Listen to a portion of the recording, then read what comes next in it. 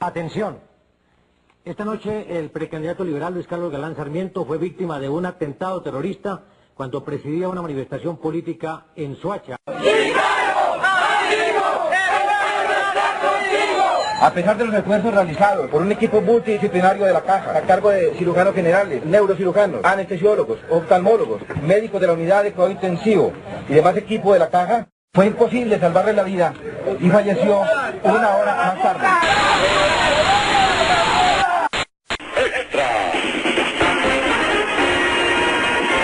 Ofrecemos en Caracol un boletín extraordinario de última hora. Urgente. Acaba de ser tomada la Corte Suprema de Justicia. Atención, la situación es delicada.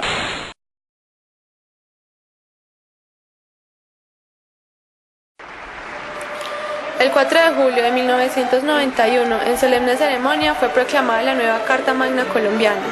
El proceso no fue fácil. Los jóvenes universitarios fueron en ese entonces sus más importantes impulsores, conscientes que nuestro país necesitaba un cambio. Este proyecto lo denominaron Séptima Papeleta. En nombre de la Asamblea Nacional Constituyente, los presidentes, en representación del pueblo, proclamamos la nueva Constitución de Colombia. Allí estaban puestos los sueños y aspiraciones de todo un pueblo. Sabían que la Carta Política de 1886 ya no ajustaba a las realidades del país y los cambios en el mundo entero.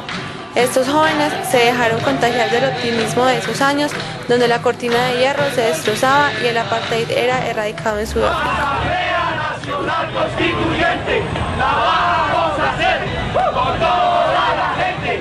Para el pueblo lo que del pueblo, porque el pueblo se lo ganó. Se ha avanzado muchísimo más en términos de derechos. O sea, la Constitución del 91 representa un salto cualitativo en cuanto a que, por ejemplo, en la Constitución de 1886 o en constituciones anteriores, los gobiernos de turno tenían facultades para poder silenciar medios de comunicación cuando no estaban de acuerdo con lo que los medios estaban publicando.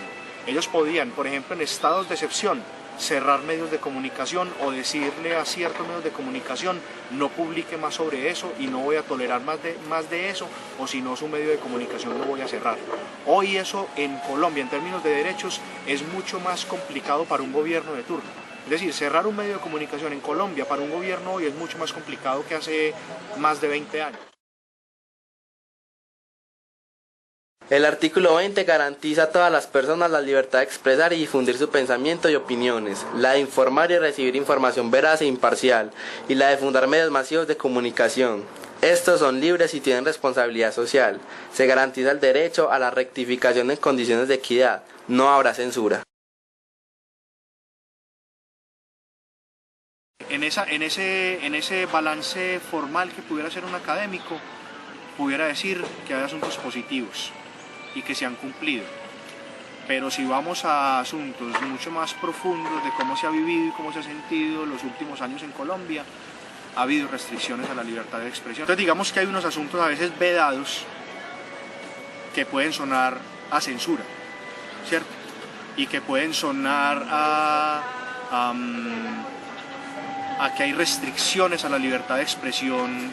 Casi que en los 20 años uno pudiera decir, no, sí, o sea, yo como ciudadano me he podido expresar, me he podido libremente pensar y opinar de tal o cual manera frente al asunto del oficialismo. Pero sí ha funcionado, digamos, en el asunto de las percepciones, cierto tipo de miedos, cierto tipo de restricciones a opinar diferente al gobierno de turno. La libertad de información se constituye en un derecho fundamental, cuyo ejercicio goza de protección jurídica y a la vez implica obligaciones y responsabilidades. Es pues un derecho deber, un derecho no absoluto que tiene una carga que condiciona su realización.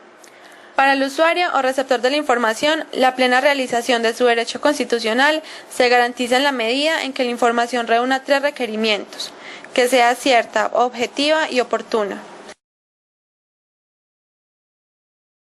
Yo creo que hablar de imparcialidad y hablar de veracidad de la información en los últimos 10 años en el país, al menos en los últimos 10 años, es hablar de un tema problemático. porque hubo manipulación por parte de los medios de comunicación, especialmente más de unos que de otros.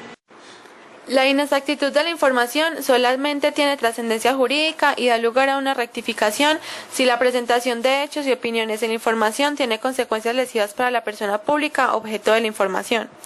Por ejemplo, dado que el buen nombre y la honra de un servidor público de elección popular dependan esencialmente de su imagen ante la comunidad, constituye una lesión desproporcionada de sus derechos fundamentales dar información acerca del incumplimiento de sus funciones por parte de un medio masivo de comunicación, cuando se encuentra plenamente aprobado que su ausencia obedece a una razón legítima vinculada con el ejercicio público de tales funciones. La importancia para la vida democrática y para el intercambio libre de ideas justifica que la jurisprudencia constitucional le haya otorgado a la libertad de expresión primacía sobre los derechos a la honra y al buen nombre, salvo que se demuestre la intención dañina o la negligencia al presentar hechos falsos, parciales, inexactos que vulneren o amenacen los derechos fundamentales. En la solución del conflicto entre la libertad de informar y la protección de la personalidad, el juez de tutela debe partir de la consagración constitucional de ambos derechos, los cuales deben ser sopesados según las circunstancias concretas del caso para poder concluir sobre su orden de prevalencia. La libertad de expresión e información tiene un límite constitucional implícito en los derechos a la honra y al buen nombre. Son derechos, digamos, de carácter humano necesarios, el derecho al buen nombre, el derecho a mantener la honra. Y yo creo que eso no va en contra de la libertad de expresión, porque sabemos que en el periodismo también hay una parte que no solo es el de saber las técnicas de la información, sino además una disciplina fundamental que es la ética, ¿cierto? Y la ética nos permite precisamente no tener mucha información adecuada, argumentación, las fuentes suficientes para no caer de pronto en una equivocación y acabar con el buen nombre de una fuente. El constituyente es muy claro cuando dice que la libertad de honra, la libertad al buen nombre y la libertad, digamos, a la buena imagen que tenga el ciudadano en el asunto de lo público, no puede ser dañada ni puede ser lesionada por simplemente llevar a cabo, digamos, intereses o lo que llaman muchas veces los medios de comunicación asuntos o notas de interés público. Nosotros como ciudadanos, incluso nosotros mismos como estudiantes de comunicación, como profesores de comunicación, tenemos la responsabilidad de decirle al ciudadano, de decirle al estudiante o de decirle a nuestros amigos, a nuestra familia, que es importante hacer todo el recorrido completo de medios de comunicación, no casarnos únicamente con una sola versión de los hechos, sino ir a muchas versiones de los hechos para poder llegar a una conclusión. En términos de la responsabilidad social que tienen los medios de comunicación en Colombia, creo que hay medios de comunicación que se han preguntado al menos por cuál es el tipo de ciudadano que yo quiero formar a través de la información que yo brindo todos los días. Pero aquí sí entra un asunto como de confrontación entre el tema de lo que hemos denominado y lo que ha dominado últimamente más la agenda pública, que es el tema del rating versus el tema de la responsabilidad social de los medios de comunicación. Las telenovelas y otros programas, digamos, que no son de información ni de opinión, pues lo que ha prevalecido en Colombia, me parece, por un lado es el mal gusto, ¿cierto? El mal gusto, la ramplonería, lo chabacano, que eso se ve mucho en los medios de comunicación. Entonces usted habla de las narconovelas, eso prácticamente son hechas sin ningún criterio de cuestionamiento a la raíz del problema, sino que a veces se convierten como en apologías del delito, ¿cierto? Y en convertirnos también como si fuéramos todos o narcotraficantes o miembros de carteles. Eso por un lado. Entonces ahí sí hay como miren que eso sí tiene libertad, pero en cambio programas de opinión o cuando el periodista es reflexivo, cuando el periodista va a denunciar casos de corrupción o de otra de violación a los derechos humanos, como en los falsos positivos, ahí sí empiezan las trabas en los medios de comunicación.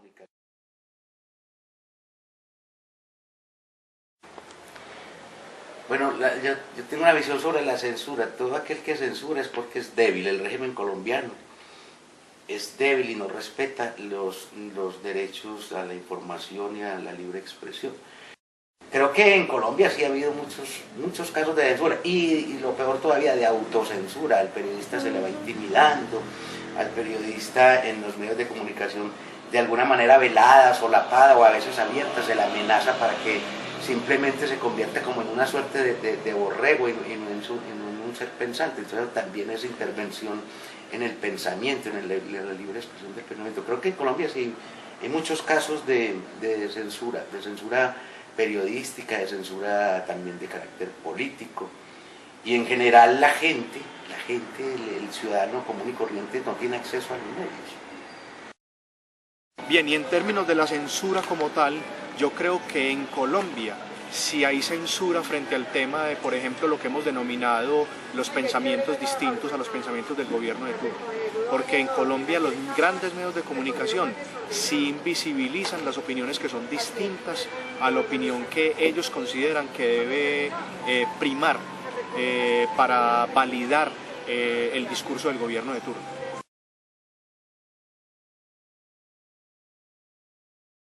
Estaba haciendo una serie de... Yo no sé si dar entrevistas a usted, hermano. ¿Por qué, mi vieja? Escribe tanta porquería por ahí a veces y... ¿Te parece? La censura consiste en vetar o prohibir que algo que se va a mencionar en un medio de comunicación se publique o salga al aire. La censura está prohibida en Colombia, pues es un concepto que definitivamente va en contra de la libertad de opinión. Sin embargo, es habitual que los grandes grupos económicos pretendan influir en los medios, que los grupos armados lo amenacen, que la falta de garantías en lo referente a la integridad física de los periodistas haga que estos desistan de hacer pública una información o que a través de presiones políticas y chantajes se pretenda impedir la publicación de alguna noticia. La censura no solo afecta la elaboración y difusión de noticias, también se da en el caso de ciertas escenas de programas de televisión a la hora de emitir videos musicales o películas e inclusive en ciertos libros. La censura no es una práctica absolutamente común en Colombia, pero es evidente que la libertad de expresión no es todavía una realidad completa y definitiva.